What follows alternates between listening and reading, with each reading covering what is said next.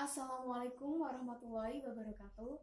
Nama saya Widya Dwi Ramadhani, nomor absen 31 kelas 9A, akan menjelaskan materi tentang pertempuran Margarana, agresi militer Belanda, dan perang gerilya.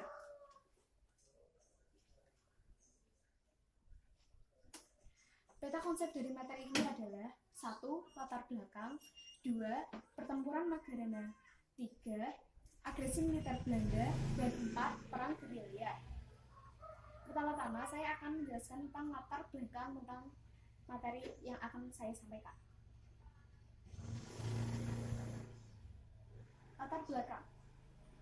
Setelah Indonesia merdeka, secara sepihak Belanda kembali masuk ke Indonesia dengan mengatasnamakan sebagai penguasa yang sah karena berhasil mengalahkan Jepang yang sebelumnya mengambil alih kekuasaan Hindia Belanda atau Indonesia dari Belanda. Menghadapi situasi semacam ini, menggeloralah semangat revolusi kemerdekaan bangsa Indonesia. Perjuangan mempertahankan kemerdekaan tersebut harus melewati beberapa episode penting yang mengombinasikan antara perang fisik dan perjuangan secara diplomasi atau perundingan-perundingan dalam kurun waktu antara tahun 1945 sampai 1949. Yang pertama, selanjutnya adalah pertempuran Margarana. Pertama, pengertian. Pertempuran Puputan Margarana merupakan salah satu pertempuran antara Indonesia dan Belanda dalam masa perang kemerdekaan Indonesia yang terjadi pada tanggal 20 November 1946. Pertempuran ini dipimpin oleh Kepala Divisi Sunda Kecil Kolonel I Gusti Ngurah Rai, di mana pasukan TKR di wilayah ini bertempur dengan habis-habisan untuk mengusir pasukan Belanda yang kembali datang setelah kekalahan Jepang, untuk menguasai kembali wilayahnya yang direbut Jepang pada Perang Dunia II, mengakibatkan kematian seluruh pasukan I Gusti Ngurah Rai yang kemudian dikenang sebagai salah satu puputan di era awal kemerdekaan, serta mengakibatkan Belanda sukses mendirikan negara Indonesia Timur. Tokoh yang terlibat dalam pertempuran Margarana adalah I Gusti Ngurah Rai, I Gusti Putu Wisnu, dan pasukan Ciung Wanara. Kronologi peristiwa. Hasil dari perundingan Linggarjati adalah Pulau Bali tidak diakui sebagai bagian wilayah Republik Indonesia. Belanda berusaha membujuk Letnan Kolonel I Gusti Ngurah Rai untuk diajak membentuk Indonesia Timur. Ajakan tersebut ditolak oleh I Gusti Ngurah Rai bersama pasukannya Ciung Wanara, berhasil memperoleh kemenangan dalam penyerbuan ke Tangsinika di Tabanan. Kemudian Belanda mengerahkan seluruh kekuatannya di Bali dan Lombok untuk menghadapi perlawanan I Gusti Ngurah Rai. Pada tanggal 20 November 1946, I Gusti Ngurah Rai dan pasukannya Ciung Wanara melakukan long march ke Gunung Agung, ujung timur Pulau Bali. Tetapi tiba-tiba di tengah perjalanan, pasukan ini dicegat oleh serdadu Belanda di Desa Marga, Tabanan, Bali. Begitu tembakan tanda menyerang diletuskan, puluhan pemuda menyeruak dari ladang jagung dan membalas sergapan Tentara Industri Civil Administration atau NICA, bentukan Belanda. Dengan senjata rampasan, akhirnya Ciung Wanara berhasil memukul mundur serdadu Belanda. NICA menggempur pasukan muda I Gusti Ngurah Rai ini dengan bom dari pesawat udara. Hamparan sawah dan ladang pembantaian penuh asap dan darah. Perang sampai habis atau puputan inilah yang kemudian mengakhiri hidup I Gusti Ngurah Rai. Peristiwa inilah yang kemudian dicatat sebagai peristiwa puputan Margarana. Malam itu, pada 20 November 1946, di Marga adalah sejarah penting tonggak perjuangan rakyat di Indonesia melawan kolonial Belanda demi nusa dan bangsa.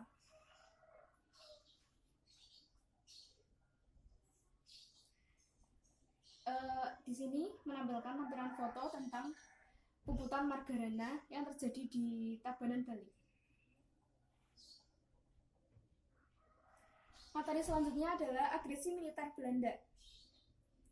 Pengertian, operasi produk atau yang dikenal di Indonesia dengan nama agresi militer Belanda 1 adalah operasi militer Belanda di Jawa dan Sumatera terhadap Republik Indonesia yang dilaksanakan dari 21 Juli 1947 sampai 5 Agustus 1947. Perundingan Linggarjati pada 25 Maret 1947 tidak berlaku lagi.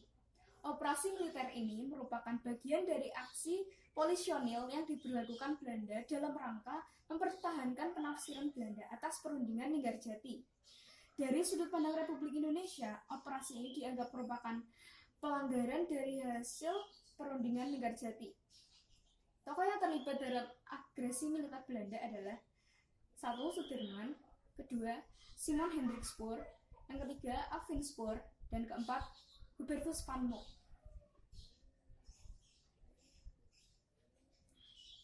Selanjutnya adalah kronologi peristiwa agresi militer Belanda 1.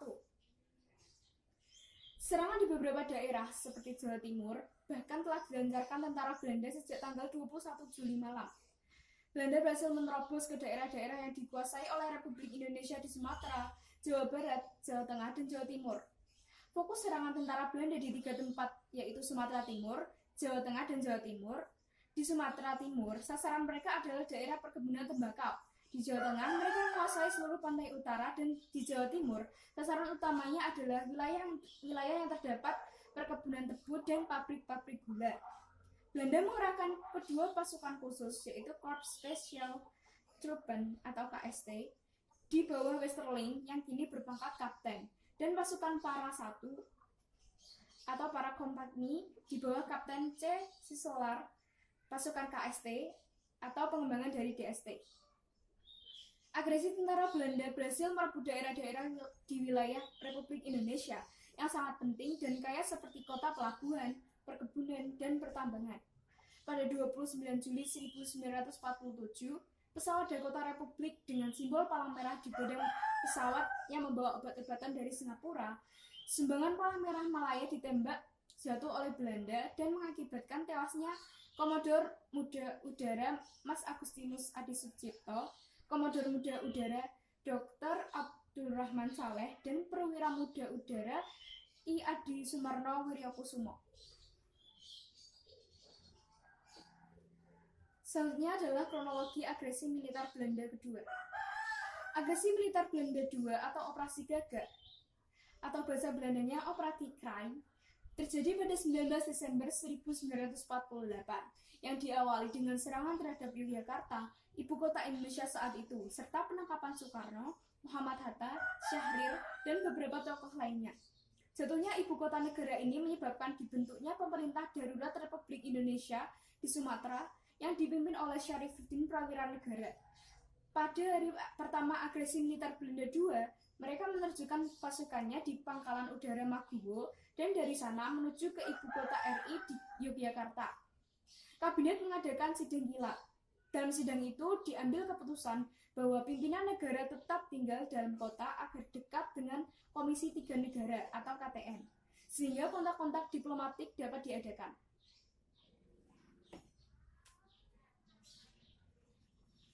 Di sini merupakan lampiran foto dari agresi militer Belanda.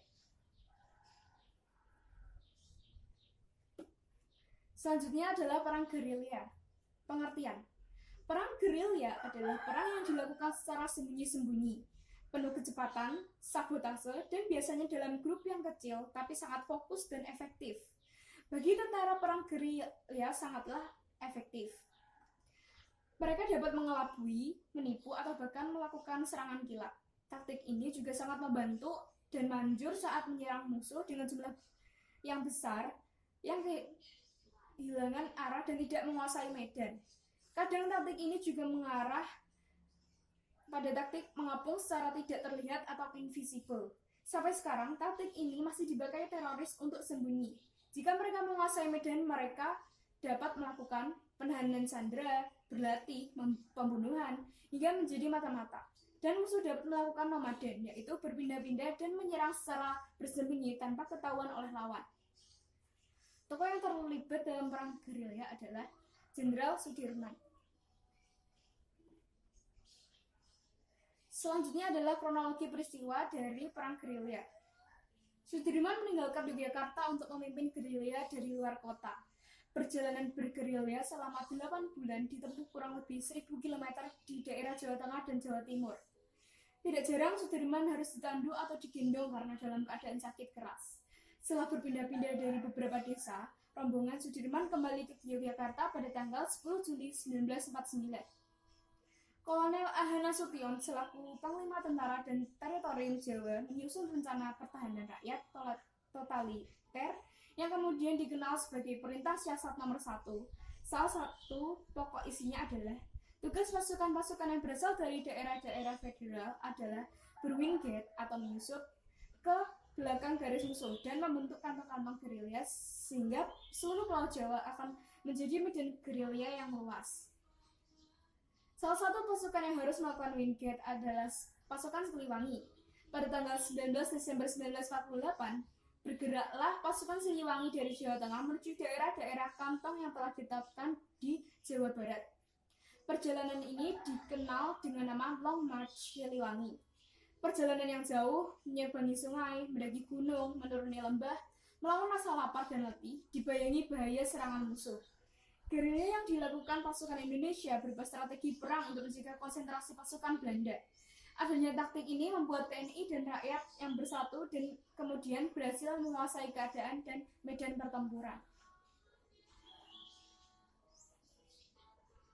Di sini merupakan lampiran foto tentang perang gerilya. Sekian apa yang dapat saya sampaikan. Saya mohon maaf apabila ada kekurangan dan salah kata. Saya akhiri. Wassalamualaikum warahmatullahi wabarakatuh.